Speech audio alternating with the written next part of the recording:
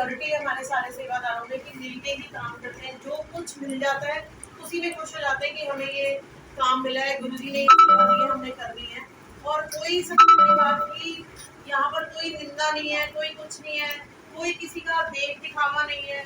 तो इन चीज़ों से जब हम दूर होंगे तो बस आगे ही बढ़ना है। हमने ये सोच लो कि जब हम जुड़ गए हैं तो हमें आगे ही बढ़ना है। तो बहुत दिनों बाद आए हैं, उनका भी शुक्राना। जितू आंटी को मैं बहुत दिन से याद कर रही थी, मन से याद कर रही थी। आज मैं मतलब 3:30 उठी तो मुझे लगा मैं रंगोली सबसे वाक़ई बताऊंगी। पहले किचन को भी साफ करूंगी, फिर पूरा झाड़ू लगा, क्योंकि रात की सारी सेटिंग ऐसे ही थी और बहुत काम था। मुझे लगा गुरुजी, मैंने कहा ठीक है गुरुजी, हर चीज़ में 15-15 मिनट मैं लगा रही हूँ और जैसे करवाते जाओ। कोई भी नहीं था तो गुरुजी अपनी प्लानिंग के हिसाब से करवाते जा रहे थे। पहले किचन सेट करी, फिर इधर आई, फिर कारपेट हटा के ठीक करे, फिर उसके बाद एंड में मैंने रंगोली लगाई, चाय चढ़ा दी, बाहर की लाइट जलाई, ये वाली जलाई, एसी चालू किया, फिर मैं नहा के फिर रेडी हुई। तो गुरुजी अपने हिसाब से ही सारा काम कराते हैं। हम नहीं कर सकते कि हमें ये चाहिए, हमें वो चाहिए। हम गुरुजी के आगे जिद नहीं कर सकते। जो मिलना है वो गुरुजी ने हमें देना ही है। तो आप नई संगत को जोड़ो, आपको भी अच्छा लगेगा कि मैं जैसे आंटी अभी आई है तो सारा पुण्य उनको भी मिलेगा जो लेकर आए हैं, और उन आंटी को भी अच्छा लगेगा कि यहाँ पर इतने सालों से ये हो रहा है। ये पहली बार नहीं हुआ, बहुत सालों से हम कर रहे हैं। गुरुजी करवा रहे हैं, गुरुजी बैठे हैं साक्षात, और हर बार गुरुजी बहुत सुंदर लगते हैं। तो मुझे तो कल ही बहुत सुंदर लग रही थी येलो गोल्डन चूल्हे में। तो छोटी आंटी एक बार गुरुजी का चोला पूरा। तो गुरुजी बहुत ही कृपा कर रहे हैं सब पे। मेरा ट्रिप जो था बहुत बहुत डिफिकल्ट ट्रिप था ये। हम लोग गए थे भोपाल, उसके बाद पंचमढ़ी करके एक हिल स्टेशन है। मेरे अंकल को हमेशा शौक है कि कोई भी नई जगह जाओ, मनाली, शिमला, ये सब तो मतलब जब से हमारी नानी दादी तब से भी देख लिया। और इतने जाम लग रहे हैं उस जगह पे, जो जगह लोगों को नहीं पता वहाँ जाना चाहिए मेरे हिसाब से। तो इतने वहाँ पे शिव जी के इतने मंदिर थे। आज जो आरती में आपको प्रसाद मिला है, ये शिव जी की एक बहुत बड़ा वहाँ पे मंदिर है, चौड़ा बाबा का।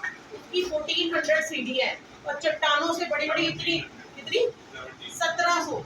तो इतनी ऊंची ऊंची सीढ़ियाँ हमने ऐसे और ऐसे करके सोची, कितनी 1700, मतलब जाने में 3 घंटे लगते हैं, आने में 3 घंटे, 6 घंटे का सफर था। तो हम तीनों ही अलग हो गए थे। मैं अलग थी, मैं बीच में थी, बच्चे आगे थे, कपिल अंकल पीछे थे।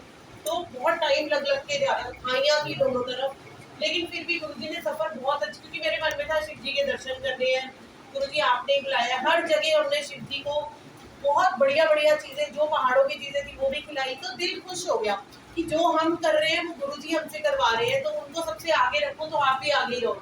खुद आगे होना कभी भी वो नहीं रहता, हमेशा दूसरों को आगे बढ़ा दो कि हाँ सेवादार है, चलो भी संभाल लो अपने आप। मुझे कोई टेंशन नहीं थी। ये भी बहुत बड़ी ब्लेसिंग है कि अपना घर सौंप के जाना। नहीं तो कोई आज एक कप चाय किसी को पिलानी हो ना तो सोचता है कि मेरे घर तो किसी ने आना है, घर को ठीक कर दो। तो मेरा घर तो गुरुजी ने ठीक करवा दिया। सारे सेवादार आए हुए थे, 4 साढ़े 4 पहुंच के पूरा उन्होंने मैनेज किया, उसका शुक्राना। और इतने अच्छे से लास्ट संडे सत्संग हुआ। मैं गई थी, मैं तो वहीं पे थी हिल स्टेशन पे, और वहीं से सेवा गई। जैसे आंटी ने पाव भाजी का बताया, तो गुरुजी ये टेलीपैथी बता देते हैं। मुझे कई संगत की शक्लें दिखती हैं कि इसके घर में ऐसा चल रहा है, उसको ऐसा कर लेना चाहिए, तो मैं बता देती हूँ। मेरा क्या जाता है, मेरा कुछ नहीं जाता।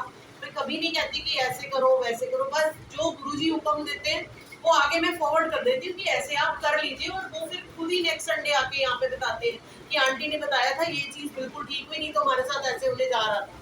तो वो जो बोलते हैं, तो जिसकी शक्ल दिखती है गुरुजी में, मैं बता देती हूँ। मैं प्रॉपर कॉल करके बताती हूँ। तो ये पाव भक्ति का सत्संग तो साक्षात ही, मेरे को भी नहीं पता था, आंटी ने अभी बताया है। तो गुरुजी ने वही बैठे बैठे आज मैंने पाव भाजी खानी है। और हमें ट्रेन की बिल्कुल सेंटर की ट्रेन की सीट मिली, जो जिस पे टेबल लग सकती है। गुरुजी का दरबार लगा। तो जाती बारी एक संगत हमें आगरा की मिली, आती बारी हमें एक कोई और जगह झांसी की मिली। तो उन्होंने आते ही मत्था टेका और वो हमारे साथ गप्पे मारने शुरू हो गए। गुरुजी के सत्संग सुनाए, इतना कुछ सुनाया, और उनको इतना, जितने हमने भोग लगाए सब उनको खिलाए। उनको इतना अच्छा लगा कि देखो गुरुजी हमें ट्रेन में मिल गए। तो गुरुजी की संगत पता नहीं कहाँ कहाँ तक फैली हुई है, हम उसका बयान नहीं कर सकते। तो जहाँ जाओ, बस अगर कोई आपसे बात भी कर रहा है ना कि मेरे को ये दुख है, दुख मत सुनो, उसी समय स्टॉप हो जाओ। नहीं तो वो जो दुख आपको सुना रहा होगा वो आपके ऊपर तो आना ही आना है। इसको पक्का लिख लो कहीं पे। जब हम लोगों की कहानियां सुननी शुरू करते हैं, इंटरेस्ट बहुत लेते हैं, अच्छा उसके घर में ये हो रहा है, वो हो रहा है, बस पूरी कनेक्टिविटी गुरु जी से जुड़ जाएगी कि हाँ अब नहीं सुनना। तो ये कह दो मेरे तो गुरु जी है, मैं तो गुरु जी से बात कर लेती हूँ, अगर आपने चलना हो चलो अगले संडे, चलो बड़े मंदिर, तो बड़े मंदिर से जुड़ो, खुद जाओ बड़े मंदिर, महीने में एक बार जरूर जाओ बड़े मंदिर।